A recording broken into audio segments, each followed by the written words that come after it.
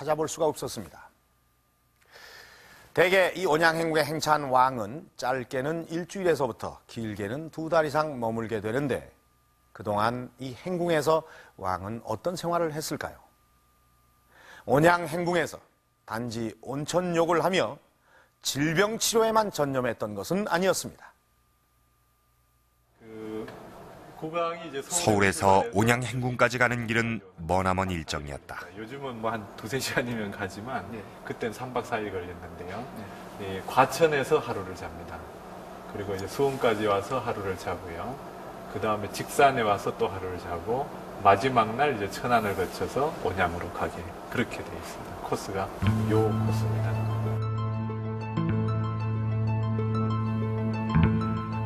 서울을 출발한 행렬이 온양행궁에 당도하는 데는 보통 3박 4일이 소요됐다.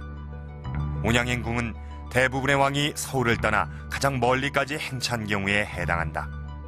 서울에서 온양까지는 240리, 100리 밖을 벗어난 것이다. 그러나 조선시대 대부분의 왕은 100리 밖을 나가지 않았다. 굉장히 이례적이죠. 그 조선시대의 왕이 우선 궁궐을 벗어난 케이스가 그렇게 많지 않고요. 그다음 궁궐을 벗어나도 또 도성을 벗어난 케이스도 굉장히 드뭅니다. 그리고 도성을 벗어났다 하더라도 대개 이 경기도 이런에 왕릉들이 흩어져 있기 때문에 경기도를 방문한 경우는 있습니다. 근데 이제 온양처럼 도를 지나서 충청도 지역까지 가는 경우는 상당히 이례적인 경우라고 할 수 있습니다.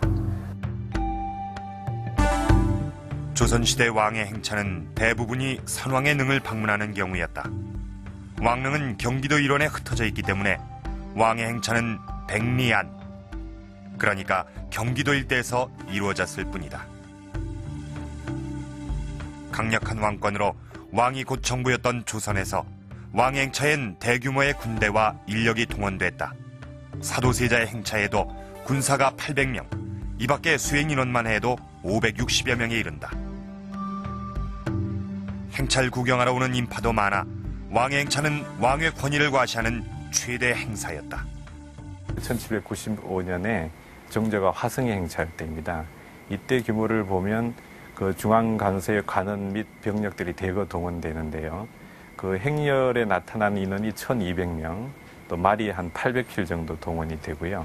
그 행렬에 나타나진 않지만 실질적으로 동원됐던 인원은 한 6천여 명에 이릅니다. 그러니까 왕이 한번 행차를 한다 그러면 최소한 수백 명 이상의 일거에 동원되는 그런 큰 행사였다고 할 수 있습니다. 온양 지역의 역사를 기록한 온주지에는 왕의 행차 때 지역 수령들의 역할에 대해 자세히 적고 있다. 인근의 40개 고을에서 도로 정비와 행궁 수리는 물론 진상품을 나누어 전담한 기록이다. 담당한다든가 연산 현감은 왕의 행차는 지역 주민들에게 경제적으로 상당한 부담이었음을 알 수 있다. 이게 그런 다 내용이거든요. 따라서 왕의 행차엔 반드시 지역민에 대한 배려가 따랐다. 그 중에 하나가 지역에서 치러지는 과거 시험이었다. 거의 이제 온궁에서 이쪽으로 이제 군웅지대였었거든요. 그래서 이제 무가 시험을 이제 이 일대에서 이제 하지 않았나. 그런데 이제 말하자면은 왕을 수행해서 내려온 군사들이 서울에서 이제 무가 시험에 합격을 못하니까 여기 와서 시험을 보는 거예요. 그 대거 그 사람들만 합격을 하고 그러니까 그게 이제 조정에서 그걸 알아가지고 그래서 이제 그 다음부터는 요새 말로 하면 주민등록을 이제 확인을 해가지고 이 일대에 사는 사람들만 한해서 응시자격을 줘가지고. 현종 6년 온양에 행차한 왕은 과거 시험을 치르는 목적이 지역민에 대한 혜택인 만큼 반드시 충청도에 거주하는 사람만 과거에 응시하도록 하고 있다. 지역에서 치러지는 과거 시험은 응시자가 적다는 점을 이용해 타지인이 시험에 응시에 합격하는 경우가 적지 않았기 때문이다. 이때 치러진 시험에서 문과 7명, 무과 200명을 선발했다. 그러나 별시에 통과된 경우 서울에서 관직에 임용되는 경우는 드물었다. 그럼에도 불구하고 왕이 행차할 때마다 거의 매번 별시과학을 치르는 데는 이유가 있었다.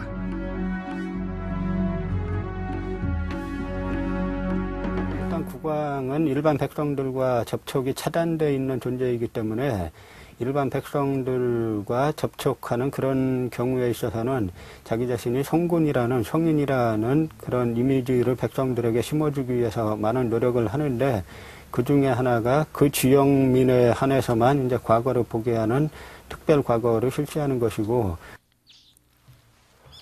지역에 대한 혜택이 과거 시험에만 그치는 것은 아니다. 원궁에 이제 그 많은 왕들이 오셨지 않습니까? 그게 이제 그 영조께서 이제 오셔가지고 효성이 지극하고 한 그 맹정승 맹의도에 대해서 취재를 지내게 해서 바로 취재를 지내는 게 고택입니다. 우의정을 지낸 맹사성은 늙은 아버지의 병간을 위해 3번이나 벼슬을 마다하고 사직을 원할 정도로 효성이 지극한 인물이다. 맹정승은 특히 그 온양행궁의 행찬 영조는 신하를 시켜 맹사성을 위한 치제를 올리게 했다.